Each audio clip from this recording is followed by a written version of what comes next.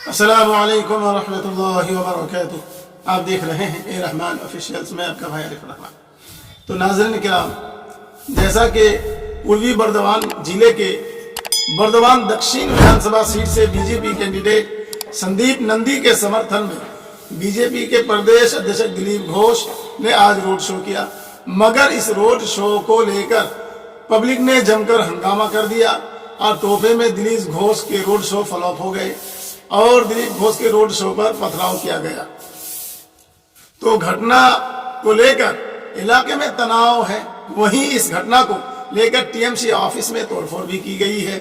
इस घटना में टीएमसी के और बीजेपी के दोनों पक्षों में जमकर झड़प हुआ है, हंगामा हुआ है।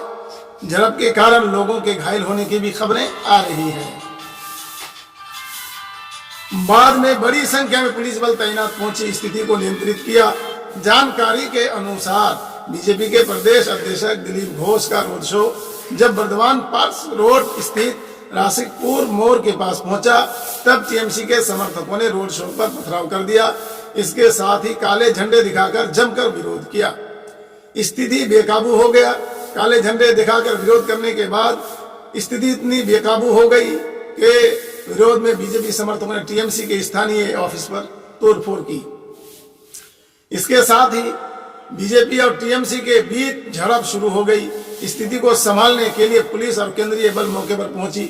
इस घटना में दोनों ही पक्षों के दर्जनों समर्थक घायल हो गए। बीजेपी के आरोप है कि टीएमसी ने रोड शो में पथराव किया और काले झंडे दिखाए, तो वहीं पर टीएमसी ने बीजेपी पर आरोप लगाया और कहा कि हिंसा का जिम्मेदार बीजेपी के कार्यकर्ता उसके नेता है। इस घटना में दोनों पक्षों के समर्थकों के साथ ही बीजेपी के जिला महासचिव श्यामल राय घायल हो गए। वहीं इस घटना की शुरुआत टीएमसी के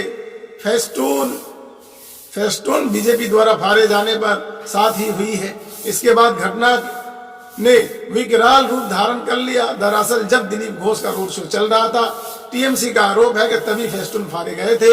इस घटना के विरोध में टीएमसी कार्यकर्ताओं ने रसिकपुर की सड़कों पर टायर जलाकर विरोध प्रदर्शन कर दिया और सड़क को जाम कर दिया। टीएमसी के विरोध के कारण यातायात बंद कर दी गई। स्थिति को संभालने के लिए बड़ी संख्या में मौके पर केंद्रीय सैनिक बल पहुंची और पुलिस, तब जाकर स्थिति को काबू में किया जा सका। ऐसी स्थिति में पूरे पश्चिम बंगाल में भारतीय जनता पार्टी के नेता और कार्यकर्ता माहौल को खराब कर रहे हैं और ऐसे में कहा जा सकता है कि पश्चिम बंगाल में अशांति फैलाने की पूरी कोशिश की जा रही है। पर पश्चिम बंगाल के लोग हैं कि शांति बनाए रखने की पुरजोर कोशिश कर रहे हैं। जैसा कि आप जानते हैं कि भारतीय जनता पार्टी की मूल ही नीति यह है कि सांप्रदायिक फैलाया जाए और वोटों को कलेक्शन किया जाए। इनका मूल यही नीति रही है कि हिंदू, मुस्लिम, आदिवासी इन सबको आपस में लड़ाओ और राज करो। और हमारे कुछ भाई हैं जो समझते नहीं हैं, उनके बहकाव में और उनके गुमराहकुन बातों में आकर आपस में हिंदू मुस्लिम बनकर लड़ते रहते हैं। नुकसान इनका होता है।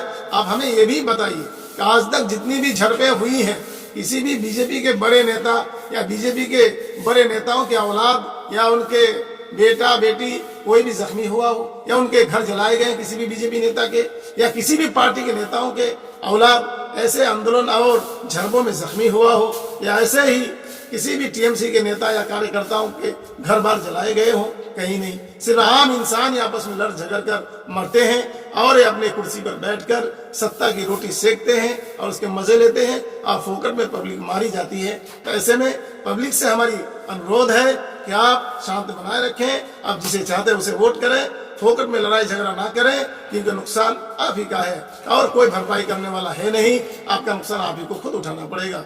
ऐसी स्थिति में आपको चाहिए कि समझदारी के साथ काम लें, झगड़ा झपट से बचें। आप हमारे साथ बने रहिए ताज़ा अपडेट के साथ। अस्सलाम वालेकुम वरहमतुल्लाहि वबरकातुहू।